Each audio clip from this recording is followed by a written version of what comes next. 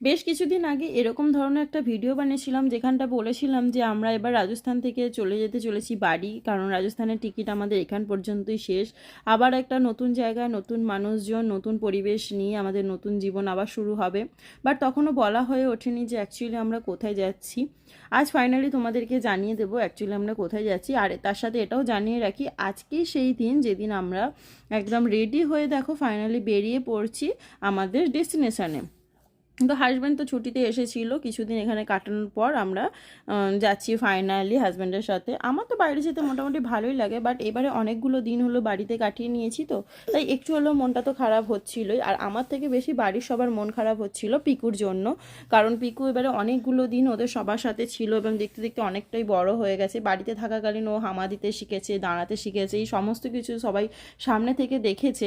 তাই ওদের খুব বেশি মনটা খারাপ হচ্ছিল, তাই ওরা সবাই মিলে চলে এসেছিলো আমাদের স্টেশন পর্যন্ত আমাদের সাথে। তো এইখানে একদম লাস্ট পর্যন্ত যতক্ষণ মানে ট্রেন না ছেড়েছে ততক্ষণ পর্যন্ত ওরা ছিল।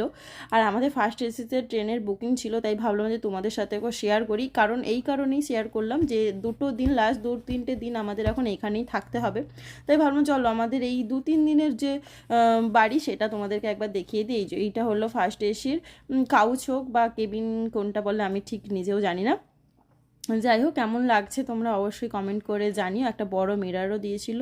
আর পিকুকে নেওয়ার জন্যই বেশিরভাগ আমাদের এই এটা করতে হয়েছিল ফার্স্ট এসিতে, নাহলে আমরা সেকেন্ড এসিতেই যাই, আমাদের ভালোই লাগে। বাট পিকু এবারে যেহেতু আছে, ও এর একটু হাঁটা চলার প্রয়োজন, কারণ ও চুপ করে একদমই বসতে পারে না, তাই জন্যই এই রুমটা নেওয়া। চলো এবার ফাইনালি তোমাদের জানিয়ে দিই আমরা কোথায় যাচ্ছি। আমরা যাচ্ছি কর্ণাটক।